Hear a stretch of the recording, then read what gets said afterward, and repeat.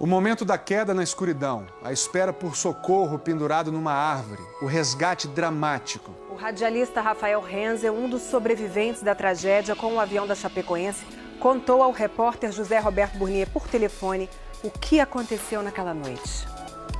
Alô, gente, tudo bem? O radialista Rafael Renzel, de 43 anos, está internado neste hospital, que fica na cidade de Rio Negro, a 40 quilômetros de Medellín, na Colômbia.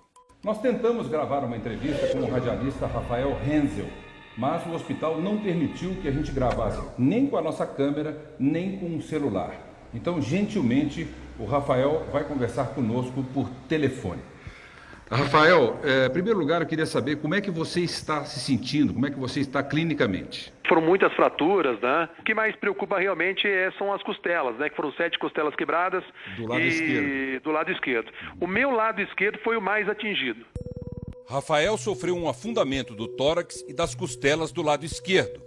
Isso pressionou os pulmões e causou um hemotórax, que é quando entra sangue na membrana que envolve os pulmões, e também um pneumotórax, que é quando entra ar na mesma membrana. Os pulmões estão fortes, estou fazendo aqui exercícios para enchê-los e eu não estou tendo nenhuma resistência. Rafael ainda tem uma pneumonia que já está cedendo aos antibióticos. Anteontem ele foi transferido para o quarto de onde conversou com o Fantástico. Até que momento você se lembra do voo? Dos voos que eu fiz com a Chapecoense, esse realmente estava sendo o melhor voo de todos. Não podia existir momento ideal para todos. Naquele dia 28 de novembro, a equipe da Chapecoense voava para a Colômbia para disputar o primeiro jogo da final da Copa Sul-Americana contra o Atlético Nacional de Medellín. Foi a viagem com maior interação, né? Conversando com a imprensa, jogadores, comissão técnica e jogadores mais na parte do meio para frente do avião, e imprensa mais para a parte do meio para trás. 77 pessoas estavam a bordo, 9 tripulantes da empresa boliviana Lamia, 22 jogadores, 25 membros da comissão técnica e dirigentes e 21 jornalistas, entre eles Rafael. Você estava sentado aonde exatamente, Rafael? Eu estava à direita, no penúltimo banco, no banco do meio. Nas poltronas ao lado estavam o jornalista Renan Enholim, repórter da Rádio Oeste Capital de Chapecó, a mesma rádio que Rafael trabalha, e o cinegrafista da RBS TV, Djalma Araújo Neto. Toda vez que perguntávamos quanto tempo faltava, sempre respondiam os comissários que faltava 10 minutos, mais 10 minutos, mais 10 minutos, e de repente simplesmente desligaram as luzes do avião. Desligaram os motores e aí todo mundo voltou para o seu assento e colocou o cinto de segurança. A hora que isso aconteceu, causou um certo temor, mas ninguém imaginaria que a gente bateria naquele morro. Nem um segundo alguém da cabine ou um comissário disse: coloquem os cintos de segurança porque há um risco disso ou daquilo. Não avisaram nada aos passageiros? Nada, absolutamente nada. Nós ficamos voando sem saber absolutamente nada do que iria acontecer. Você chegou a reparar que os comissários, eles se prepararam para o pouso, eles sentaram, botaram os cintos, etc., ou você não chegou a reparar isso? Eu reparei, porque 2 dos sobreviventes estavam atrás de mim, né, dos bolivianos. Eram a comissária de bordo, Ximena Soares, e o técnico de voo, Erwin Tumiri. Eu reparei que houve uma aflição muito grande por parte da comissária que sobreviveu. Ela foi para o lugar dela, ela colocou o cinto de segurança, e quando ela ficou muito aflita, daí realmente a aflição tomou conta. Mas não lembro de ter havido gritaria, não lembro de ter pânico no avião. Um silêncio, assim, estarrecedor. A gente não sabia o que estava acontecendo, até que veio o choque, né? A poucos minutos do pouso no aeroporto de Medellín, o avião se chocou com a montanha, de barriga. A parte traseira ficou ali, onde Rafael estava sentado. O restante da aeronave foi destruindo tudo pelo caminho até parar do outro lado do morro. Da primeira pancada do avião, você lembra? Eu não lembro da pancada, porque ela foi de repente, né? Rafael só acordou cerca de 7 horas depois, quando o socorro chegou. Você caiu onde, como que você estava e como é que foi esse socorro?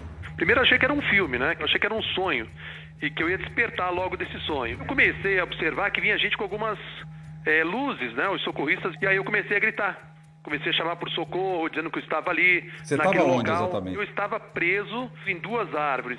E aí, com árvores em cima das minhas pernas... As pessoas que estavam do seu lado, no seu banco, quando você acordou, elas estavam do seu lado? Estavam, e aí foi mais impactante ainda, porque as 2 pessoas que estavam do meu lado estavam sem vida já, Boni, e 10 centímetros para cá, 10 centímetros para lá, o resultado poderia ser bem diferente. Rafael publicou em redes sociais uma foto ao lado do colega Renan antes de embarcar para a Colômbia. O momento mais triste para mim foi ver os 2 colegas, né, meus do lado. Chamei pelos 2 e lamentei muito ali, mas eu tive que buscar forças, apesar de estar com 7 costelas quebradas. Não foi fácil, não foi nada fácil mesmo. E chovia, 12 graus de temperatura. Foi muito íngreme a subida, não tinha trilha de onde a gente estava. Os socorristas foram fortes. Você chegou a ver imagens dos destroços do avião? Eu vi sim. E você imagina como que você saiu dali vivo? Não. Eu imagino 2 coisas. Primeiro, que houve um milagre. E o segundo foi de eu ter despertado no segundo em que os socorristas estavam passando. Você foi um dos últimos a ser socorrido? Eu fui o penúltimo. Depois de mim, só o Neto mais tarde ainda. Além de Rafael e dos tripulantes bolivianos, 3 jogadores da Chapecoense sobreviveram ao acidente. Eles estão se recuperando no mesmo hospital que Rafael. O zagueiro Neto, o lateral Alan Ruschel e o goleiro Jackson Follman. Em que momento que você se deu conta de que praticamente quase todos tinham morrido dentro do avião? Eu acho que foi no 3º dia que eu fiquei sabendo mesmo e lamentando terrivelmente uma tragédia para uma cidade de 220 mil habitantes. Rafael diz esperar uma apuração rigorosa sobre as causas da tragédia. Segundo as autoridades colombianas, o avião da Lamia caiu porque não voou com a quantidade necessária de combustível. O que eu fico mais impressionado é que as pessoas morreram não por uma falha mecânica, não, as pessoas morreram por uma falta de discernimento de um sujeito que de repente por uma economia boba, então isso é revoltante. Rafael, como é que você está emocionalmente nesse momento? Melhorei muito emocionalmente. Eu lembro uma passagem que minha esposa informou que no dia do acidente apareceram na minha casa para informar do acidente do avião. 2 pessoas com o nome Rafael estavam no avião, só que a empresa não informou qual deles tinha falecido. E o meu filho de 11 anos batia no peito e dizia que sentia minha respiração. Então, isso aí realmente foi muito forte para mim. Rafael também se emociona ao lembrar do momento em que reencontrou a mulher, Jussara, no hospital. Eu tenho a imagem gravada. Estava entubada, não podia falar. E aí o médico trouxe a minha esposa e disse, olha, tua esposa está aqui. Ela pegou na minha mão, ela falou, eu estou aqui. Eu vim te buscar, que a gente vai voltar para o Brasil. Como é que você espera ser recebido em Chapecó? Eu só espero pisar em Chapecó. Quero voltar para casa, eu quero voltar a pisar no solo chapecoense. Todas essas mensagens positivas, troca de carinho com o povo brasileiro, que se irmanou com o povo colombiano, tanto para mim quanto para o Follman, para o Ruschel, para o Neto. Não podemos reclamar de nada, né? A gente não pode reclamar em nenhum momento do final do ano, porque nós vamos estar junto com as nossas famílias. Muito obrigado, viu? Um forte abraço e sucesso para vocês. Abraço, Boni. Obrigado. Não se iluda com essa... Logo desse sonho. Eu comecei a observar que vinha gente com algumas luzes, né? Os socorristas. E aí eu comecei a gritar. Comecei a chamar por socorro, dizendo que eu estava ali, Você naquele estava onde local. exatamente? Eu estava preso em 2 árvores.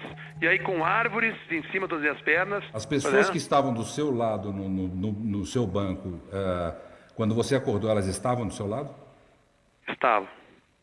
Estavam, e aí foi mais impactante ainda, porque as 2 pessoas que estavam do meu lado estavam sem vida já, Boni, e 10 centímetros para cá, 10 centímetros para lá, o resultado poderia ser bem diferente. Rafael publicou em redes sociais uma foto ao lado do colega Renan antes de embarcar para a Colômbia. O momento mais triste para mim foi ver os 2 colegas, né, meus do lado. Chamei pelos 2 e lamentei muito ali, mas eu tive que buscar forças, apesar de estar com 7 costelas quebradas. Não foi fácil, não foi nada fácil mesmo. E chovia, 12 graus de temperatura. Foi muito íngreme a subida, não tinha trilha de onde a gente estava. Os socorristas foram fortes. Você chegou a ver imagens dos destroços do avião? Eu vi sim. E você imagina como que você saiu dali vivo? Não. Eu imagino 2 coisas. Primeiro, que houve um milagre. E o segundo foi de eu ter despertado no segundo em que os socorristas estavam passando. Você foi um dos últimos a ser socorrido? Eu fui o penúltimo. Depois de mim, só o Neto, mais tarde ainda. Além de Rafael e dos tripulantes bolivianos, Vini ou um comissário disse: coloquem os cintos de segurança porque há um risco disso ou daquilo. Não avisaram ficamos... nada aos passageiros? Nada, absolutamente nada. Nós ficamos voando sem saber absolutamente nada do que iria acontecer. Você chegou a reparar que os comissários, eles se prepararam para o pouso, eles sentaram, botaram os cintos, etc., ou você não chegou a reparar isso? Eu reparei, porque 2 dos sobreviventes estavam atrás de mim, né, dos bolivianos. eram a comissária de bordo, Ximena Soares, e o técnico de voo, Erwin Tumiri. Eu reparei que houve uma aflição muito grande por parte da comissária que sobreviveu. Ela foi para o lugar dela, ela colocou o cinto de segurança e quando ela ficou muito aflita, daí realmente a aflição tomou conta. Mas não lembro de ter havido gritaria, não lembro de ter pânico no avião. Um silêncio, assim, estarrecedor.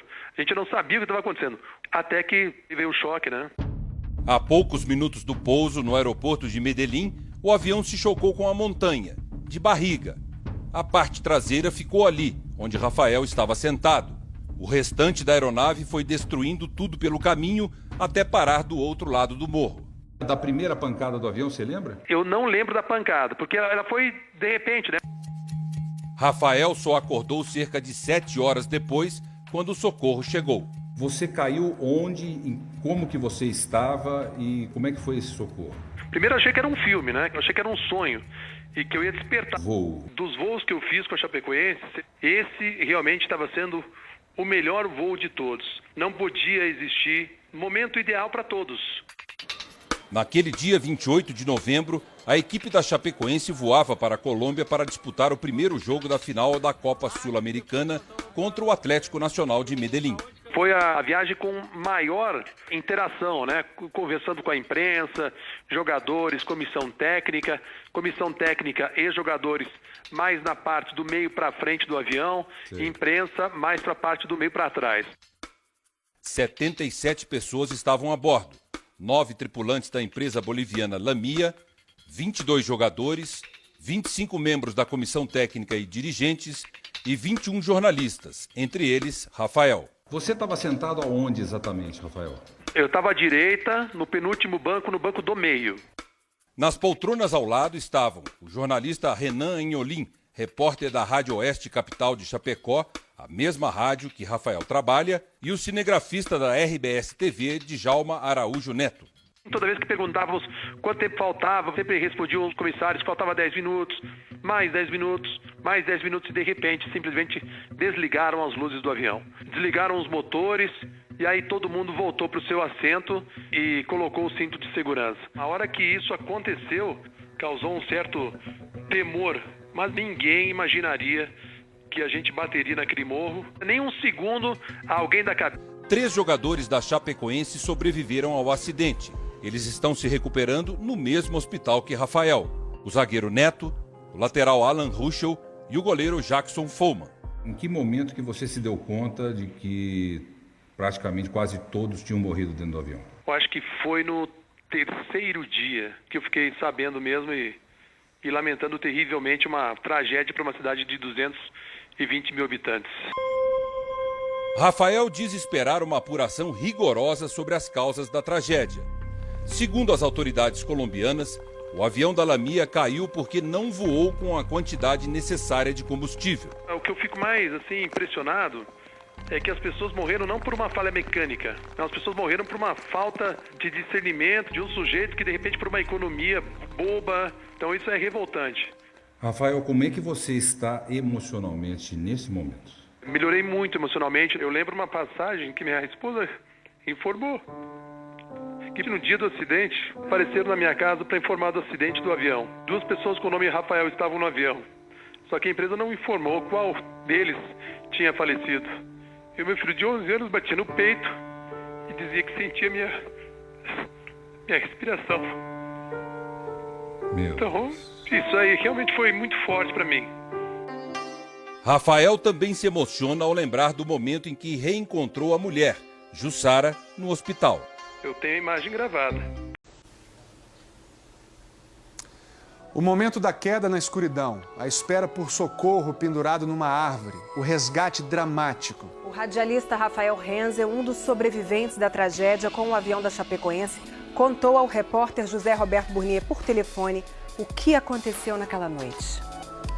Alô, gente, tudo bem? O radialista Rafael Renzel, de 43 anos, está internado neste hospital, que fica na cidade de Rio Negro, a 40 quilômetros de Medellín, na Colômbia. Nós tentamos gravar uma entrevista com o radialista Rafael Renzel, mas o hospital não permitiu que a gente gravasse nem com a nossa câmera, nem com um celular. Então, gentilmente, o Rafael vai conversar conosco por telefone. Rafael, em primeiro lugar, eu queria saber como é que você está se sentindo, como é que você está clinicamente. Foram muitas fraturas, né? O que mais preocupa realmente são as costelas, né? Que foram 7 costelas quebradas Do lado esquerdo. Do lado esquerdo. O meu lado esquerdo foi o mais atingido.